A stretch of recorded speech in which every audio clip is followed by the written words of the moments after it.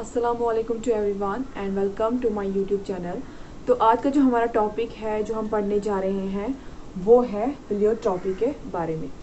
तो सबसे पहले हम इसकी डेफिनेशन देखते हैं कि इसकी डेफिनेशन क्या है।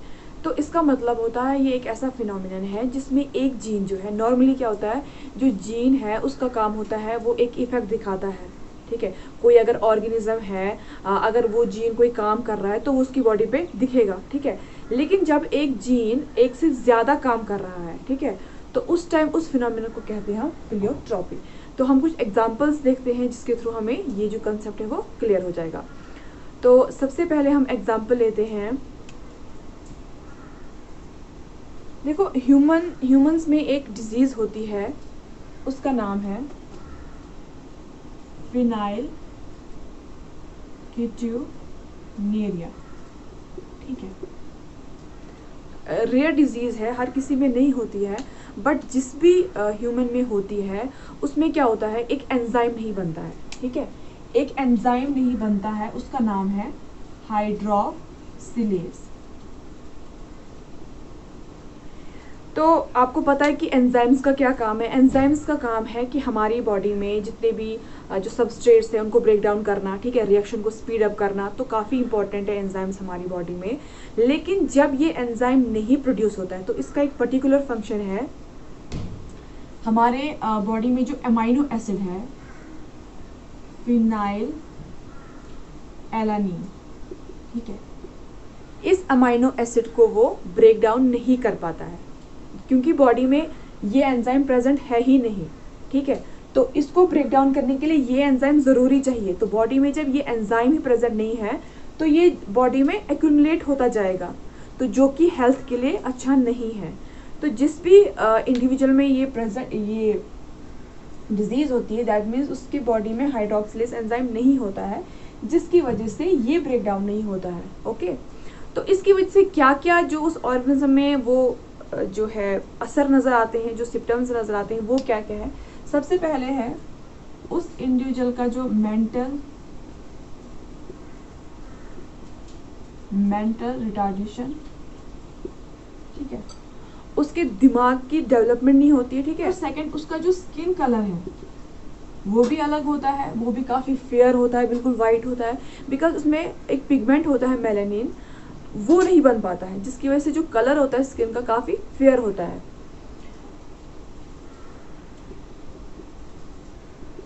ठीक है, हेयर पे असर पड़ता है, हेयर लॉस होता है। तो दैट मीन्स कहने का मतलब है एक जीन जिसका नॉर्मली एक फंक्शन जो हम पढ़ते आ रहे हैं पहले से कि चलो एक जीन का ये फंक्शन है, बट यहाँ हमने देखा एक जीन जो है वो मल्टीटास्किंग कर रहा है, एक से ज़्यादा काम कर रहा है। ठीक है, एक इंडिविजुअल पे वो 2 से 3, 3 से 4 जो है इफेक्ट दिखाई दे रहा है। तो उस टाइम वो जीन क्या हो गया, वो हो गया प्लियोट्रोपिक जीन। ठीक है, वो एक फिनोमिनन दिखा रहा है जिसको कहते हैं प्लियोट्रोपी। तो सिंपल है, एक जीन जब 2 से 1 से ज़्यादा जो इफेक्ट दिखाएगा इंडिविजुअल पे तो उस टाइम उसको कहते हैं प्लियोट्रोपिक जीन। तो ये हो गई एग्जांपल किसकी, फिनाइल कीटोन्यूरिया की, जिसमें एंजाइम नहीं बनता है, उस एंजाइम की वजह से ये जो है बॉडी में। तो उस टाइम क्या होता है कि जो पेशेंट है उसको कहा जाता है कि वो डाइट ना ले जिसमें ये प्रेजेंट, ये अमाइनो एसिड प्रेजेंट है। ठीक है, तो ये हो गई first example. Number second example हम देखते हैं। तो नंबर सेकेंड एग्जाम्पल हम देखते हैं ड्रोसोफिला की। तो ड्रोसोफिला आपने देखा होगा कि जेनेटिक्स में कितना ज़्यादा स्टडी किया जाता है। और ड्रोसोफिला में अगर आपने देखा होगा, जो ड्रोसोफिला एक उसको फ्रूट फ्लाई भी कहा जाता है क्योंकि वो ज़्यादा जो रोटन जो फ्रूट्स होते हैं उस पर वो जो ये है फ्लाई ये बैठती है, और इसकी जो आई कलर होते हैं वो रेड कलर के होते हैं। ओके, अब हम देखते हैं कि किस तरह से ये जो है प्लियोट्रॉपी इसमें वर्क करता है। देखो, जब एक जीन जिसका काम है कि वो ड्रोसोफिला में रेड कलर की आइज बनाता है। ओके, क्योंकि देखो क्या बेसिकली क्या होता है, देखो ये सेल है, अगर इसके अंदर न्यूक्लियस है, न्यूक्लियस के अंदर क्या है, न्यूक्लियस के अंदर डीएनए है। ओके, इस डीएनए का काम है पहले तो सबसे पहले रेप्लिकेट करता है, रेप्लिकेशन, उसके बाद फिर ये एमआरएनए बनाता है बाय ट्रांसक्रिप्शन, उसके बाद ये प्रोटीन्स बनाता है बाय ट्रांसलेशन। कहने का मतलब है एंड जो प्रोडक्ट है वो प्रोटीन्स है। तो प्रोटीन का ही काम होता है बॉडी में जितने भी जो हमें दिखाई देता है, जो हम कुछ अगर हम एक प्लांट देखते हैं उसके अंदर हम देखते हैं अच्छा इसके वाइट फ्लावर्स हैं, इसके रेड फ्लावर्स हैं, वो किसकी वजह से हैं, वो उस प्रोटीन की वजह से है जो वैसा पिगमेंट बना रहा है। अगर हम देख रहे हैं अच्छा वो टॉल प्लांट है, वो शॉर्ट प्लांट है, वो किसकी वजह से, वो है इस प्रोटीन की वजह से, क्योंकि वो टॉल है। क्यों है? क्योंकि वो वैसे प्रोटीन्स बना रहा है जिसकी उसकी हाइट इंक्रीज हो रही है, उसकी ग्रोथ हो रही है। ओके, तो सारा जो कंधों पे बार है वो किस पे है? प्रोटीन्स पे। अब यही प्रोटीन जो ड्रोसोफिला मैंने आपको अभी बताया कि ड्रोसोफिला में किस तरह से आइज का कलर रेड होता है, वो कौन डिटरमाइन करेगा? प्रोटीन्स। लेकिन प्रोटीन्स को कौन से चार्ज कर रहा है? कौन है असली बॉस? वो है डीएनए। ओके, तो डीएनए इसको इन्फॉर्म कर रहा है अच्छा आपको जो है प्रोटीन्स बनाने हैं जिसकी वजह से उन आइज का कलर रेड होना चाहिए। तो ड्रोसोफिला में रेड कलर होगा। लेकिन क्या होता है, कभी कभी म्यूटेशंस भी होती है, क्योंकि आपको पता है कि म्यूटेशंस जो है उसकी वजह से कितनी ज्यादा वेरिएशंस होती है। ठीक है, अब देखो, अब जब म्यूटेशन हो गया, मान लो ये एक जीन है, जीन क्या हो गया, मतलब एक सीक्वेंस, जीन का मतलब होता है एक सीक्वेंस ऑफ डीएनए जिसका काम है एक स्पेसिफिक फंक्शन को परफॉर्म करना। ओके, अब ये अगर एक जीन है, इसका काम है कि इसमें जो है आपको जी काम दिया गया है, आपको जी जो ड्रोसोफिला के आइज का कलर है वो रेड होना चाहिए, तो वो रेड होगा। लेकिन जब इसमें म्यूटेशन आ गई, इस तरह एक तरह का चेंज आ गया, जिसकी म्यूटेशन किसकी वजह से होती है, जैसे अल्ट्रावायलेट रेड्स या और किसी चीज़ की वजह से, कभी सेल में एरर आ जाता है उसकी वजह से, तो उसकी वजह से क्या होता है, प्रोटीन्स जो है गलत बन जाते हैं। जैसा बनना होता है, जैसा उसको काम दिया गया होता है वैसा नहीं बनता है। अब क्या होता है, ये ड्रोसोफिला में हो जाती है डीपिगमेंटेशन। डीपिगमेंटेशन इसका मतलब क्या हुआ? इसका मतलब हुआ कि ड्रोसोफिला में जो रेड कलर के आइज थे उसमें अब रेड कलर नहीं रहा, अब वो व्हाइट कलर हो गए, क्योंकि वहां पे पिगमेंट बना ही नहीं, क्योंकि वहां पे म्यूटेशन हो गई। प्रोटीन्स जो है वो फॉल्टी बन गए, गलत बन गए। जिन प्रोटीन्स का काम था रेड कलर का बनाना वो बना ही नहीं पाए, तो वहां क्या बन गया?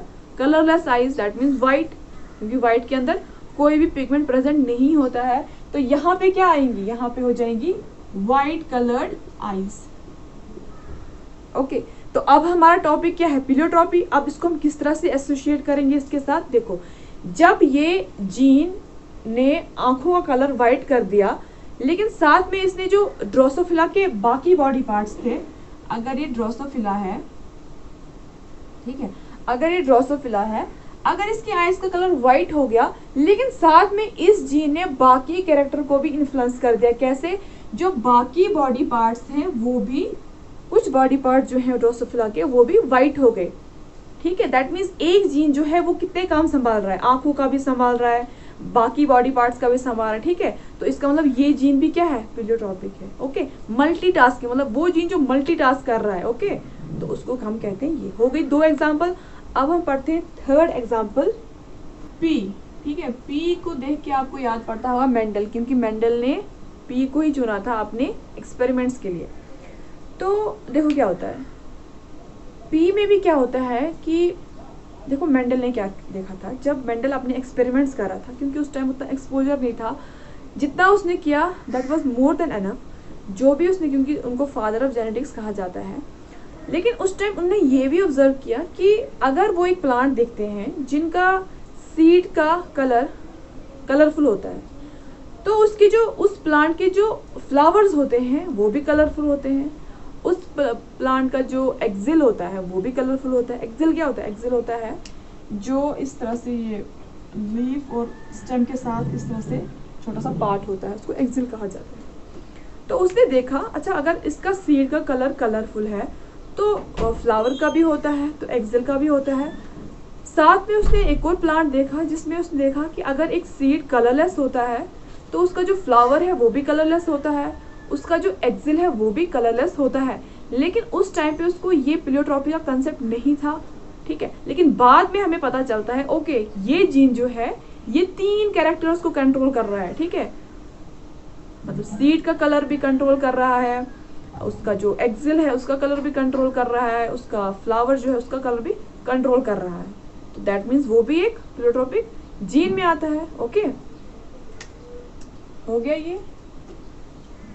तो ये थी 3 एग्जांपल्स किसकी? पिलियोट्रॉपी की। सबसे पहले हमने पढ़ी फिनाइल कीटोनेरिया की एग्जांपल, ठीक है, जिसमें हमने देखा कि एक इंडिविजुअल में किस तरह से हाइड्रोक्सिलिक एंजाइम जिसका काम है फिनाइल एलानिन को ब्रेक डाउन करना बॉडी में, ठीक है, जो कि बहुत इंपॉर्टेंट होता है ब्रेक डाउन करना। अगर वो एक्यूमुलेट होता है किसी बॉडी में, that means that will be harmful, ठीक है। और फिर हमने देखा कि किस तरह से उसकी वजह से, उस जीन की वजह से क्या होता है, और भी उस बॉडी पे और भी जो है विजिबल जो है जो असर है वो दिखाई देते हैं। जैसे स्किन में दिखाई देता है, उसका स्किन अलग होता है, उसका हेयर जो है हेयर पे असर पड़ता है, उसकी जो है मेंटल हेल्थ पे उस पे असर पड़ता है, ठीक है। फिर हमने सेकंड एग्जांपल देखी ड्रोसोफिला में कि किस तरह से एक जीन जो है जिसका जो आईज को डिपिगमेंट करता है, उसके साथ साथ वो बाकी बॉडी पार्ट्स को भी डिपिगमेंट करता है। दैट मीन्स इसमें भी ये मल्टीटास्क कर रहा है, ठीक है, एक से ज़्यादा काम कर रहा है। और फिर हमने लास्ट देखी एग्जांपल पी में, जिसमें हमने देखा किस तरह से एक जो एक प्लांट में जो एक जीन जो है जिसका काम है कंट्रोल करना the colour of the seed coat, तो वो किस तरह से बाकी कैरेक्टर्स को भी कंट्रोल कर रहा है, एक्सिल के कलर को और फ्लावर कलर को। ओके, तो ये थी 3 एग्जांपल अबाउट प्लियोट्रॉपी की। सो ये था आज का टॉपिक अबाउट प्लियोट्रॉपी पे। तो नेक्स्ट जो इसके नेक्स्ट जो होंगे टॉपिक्स वो हम इंशाल्लाह कवर करेंगे। So thank you.